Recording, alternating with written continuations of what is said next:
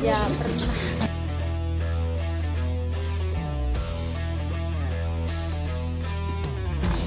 Ya zaman-zamannya gitu di sama teman. Dihukum. Masanya mereka untuk nakal kali. Ya namanya kesalahan sebenarnya bukan hal yang wajar, iya nggak sih? Namanya Iya. Namanya Dina. Namanya Abel. Lia. 16. 16 sampai 17. Umur 17. Nama saya Rizky Rahmatullah, umur 18. Hamdani, Di Octavia. umur 45. 37 ya? 3.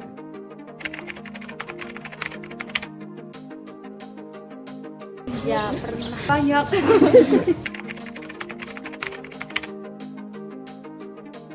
Mungkin waktu kan dulu mah biasa sih masih kena pergaulan, mungkin juga lagi masa nyari-nyari jati diri, labil.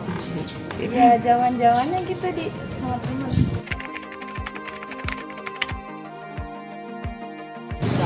Ya kan itu bukan hal yang benar buat pelajar. Hal yang wajar karena mungkin masanya mereka untuk nakal kali. Ya dulu kayaknya wajar, sekarang enggak. Enggak deh, tapi biasa aja.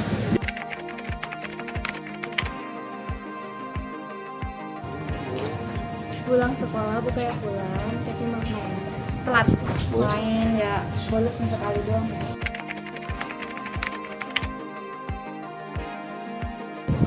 Pernah dihukum.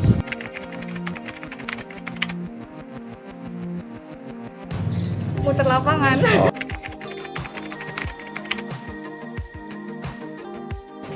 Selama ini belum.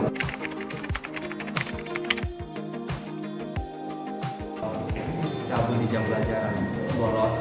Di belakang mereka ngerokok. Mungkin nggak suka sama pelajarannya. Biasanya kalau jurusan mereka jarang bolos, karena jurusan mereka kan suka kalau pelajaran kayak pelajaran lain mereka nggak suka jadi bolos.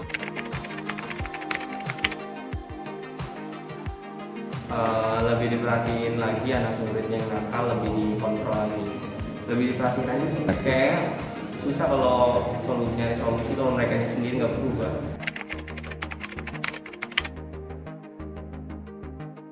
Kampung Gowo.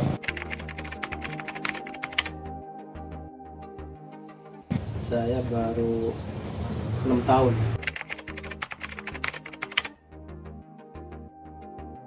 Paling kalau lagi aktif sekolah paling anak-anak siswa paling yang nggak masuk kan ke kampung gitu, bolos.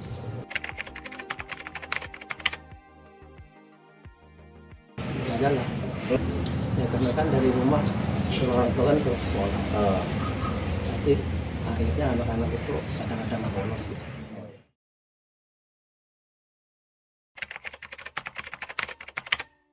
Oke kak, timnya konseling. Jurusannya ada mesin, ada TKR, ada TBSM, kemudian ada listrik, ada TE, elektro, terus ada OTKP, ada AKL, ada TKJ ya, ada 8.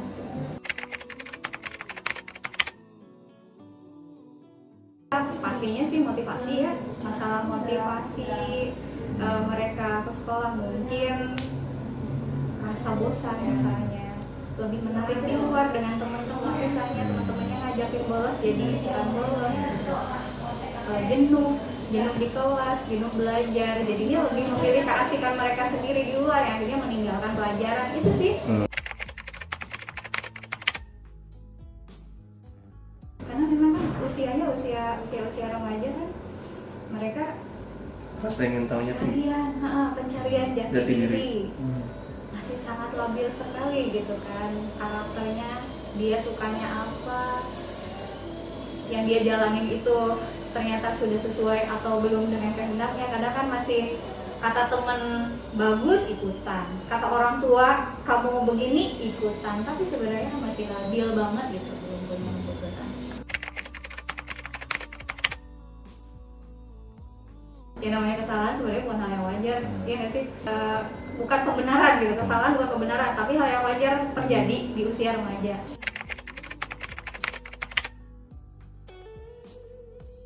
fungsinya guru di sini kan sebagai orang tua, yaitu tadi pada saat mereka lagi belok nih, kita ingetin lagi deh gitu, kita kembalikan lagi deh kepada tujuanmu tuh apa di sini gitu. Gitu sih. Kalau unik mah banyak ya, yang sampai di luar dari apa namanya, di luar dari bayangan kita gitu ya. Iya. Hubungan sama jenis kami di luar nikah, tawuran juga.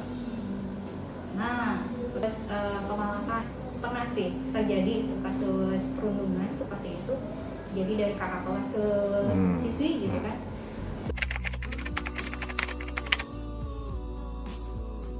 Nah, untuk kasus-kasus itu kan pelanggaran berat ya. Jadi sekolah kan memiliki sistem untuk penegakan kedisiplinan siswa itu kan ada pelanggaran termasuk ringan, sedang atau berat. Ringan itu nanti konsekuensinya apa, sedang apa, berat apa. Kalau berat itu konsekuensinya ya siswa mau tidak mau membuat surat pengunduran diri, dan kita akan kembalikan lagi kepada orang tua, memberikan contoh buat yang lain betapa tegasnya aturan di sekolah seperti itu. Karena memang sudah berhubungannya sama pihak luar, sama lembaga lain, seperti kayak tawuran hubungannya ya sama lembaga kepolisian, tindakannya sudah kriminal. Artinya ya itulah dikatakan berat, yang kita akan kembalikan lagi ke orang tua mencari sekolah yang baru. Dan sebelumnya juga kan tindakan preventif sudah disampaikan. Jadi intinya gini sih, peraturan sekolah sebenarnya bukanlah ranah seperti hukum. Kalau misalkan salah ya udah salah, lo di penjara gitu kan. Tapi kalau di sekolah namanya kita instansi pendidikan, kalau memang salah dan masih ada hal-hal yang kita perlu untuk bisa diluruskan, kita akan coba dulu. Tapi kalau misalkan ternyata dalam prosesnya tidak ada perubahan, misalnya malah tambah fatal, misalnya bukan yang lebih dari itu, misalnya hubungannya dengan lembaga yang lain yang memang membawa nama baik sekolah gitu kan, ya udah sekolah harus seperti itu sih mas. Tapi kalau untuk kasus-kasus ringan yang mau tidak mau kami akan terus coba rangkul.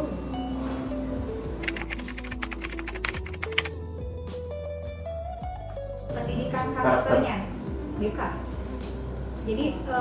Jadi sebenarnya sih untuk masing-masing semua mata pelajaran juga pendidikan karakter itu di dalamnya masih tuh.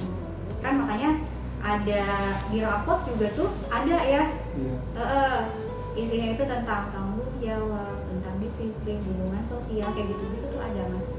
Dan di situ penilaian dari wali kelas, penilaian dari BK juga. Dan kebetulan dan alhamdulillah dari tahun kemarin sampai dengan saat ini BK ada KBM-nya, kegiatan belajar mengajarnya. Kebetulan kan untuk BK sendiri itu kita ada 4 layanan yang harus dijalankan. Ada layanan dasar itu di dalamnya semua bidang bimbingan, mau itu bimbingan klasikal. Kalau bimbingan klasikal itu seperti guru mengajar di kelas aja gitu. Terus ada bimbingan kelompok, kemudian ada bimbingan belajar, bimbingan kelompok, bimbingan klasikal, dan lintas kelas. Terus ada layanan responsif. Kalau layanan responsif ini semua jenis bidang layanan yang berhubungan dengan masalah siswa, kayak konseling individu gitu kan, konseling kelompok, konferensi kasus kayak gitu. Terus ada juga dukungan sistem. Kalau dukungan sistem itu tentang kolaborasi dengan wali kelas, dengan orang tua, kemudian administrasi mereka, kayak gitu-gitu deh. Seperti itu. Terus ada penempatan penyaluran siswa, hubungannya dengan karir. Bentuknya bisa dalam bimbingan kelompok klasikal atau dengan konseling individu atau kelompok. Seperti itu sih. Dan kebetulan ada kebutuhan bidang layanan bimbingan klasikal yang memang kita perlu untuk langsung ke kelas. Sekolah mempersilakan untuk ada KBM, itu kami senang banget. Isinya ngajar apa nunggu di kelas gitu kan? Ya, kita juga punya kurikulum yang memang dibuat sendiri. Kurikulumnya dibuat sendiri itu berdasarkan dari asesmen yang sebelumnya itu diberikan kepada anak. Kita ngasih angket, angketnya itu isinya tentang berbagai macam kebutuhan siswa, dari mulai kebutuhan pribadi, sosial, belajar, sama karir gitu. Jadi bisa kelihatan tuh, oh di kelas 10 ternyata yang paling besar itu kebutuhannya adalah kebutuhan pribadi misalnya. Ya udah, kita berikan tuh materi tentang motivasi diri, tentang kenakalan remaja, tentang seks bebas, bahayanya narkoba, kayak gitu-gitu deh. Kalau kelas 12 itu tentang karir. Udah, perencanaan karir itu bagaimana, kemudian bagaimana cara kita bisa mengembangkan kemampuan adversity gitu kan, kemampuan untuk menghadapi situasi sulit misalnya. Banyak nih pokoknya, kelas 2 juga ada seperti itu sih Mas. Nah, untuk bidang bimbingan belajar dengan materi, berbagai materi yang diberikan itulah sebagai salah satu cara untuk kami menanamkan karakter di situ.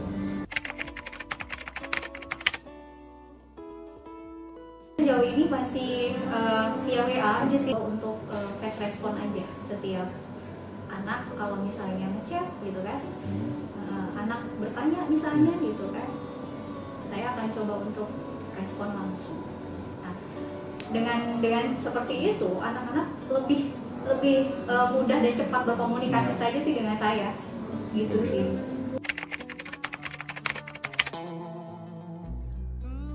Yang saya rasakan sendiri sih lebih bisa meminimalisir, mencegah ya, adanya tindakan preventif tadi ya. Jadi dia sebelum anak melakukan kenakalan remaja misalnya, mereka sudah tahu dulu kalau resikonya itu seperti apa. Sebelumnya sudah dijelaskan dulu, kita udah sharing dulu.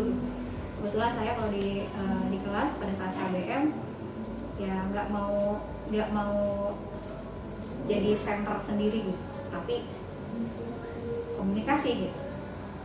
Yang di akhirnya ya itu ada yang curhat langsung lah, kayak gitu sih. Dan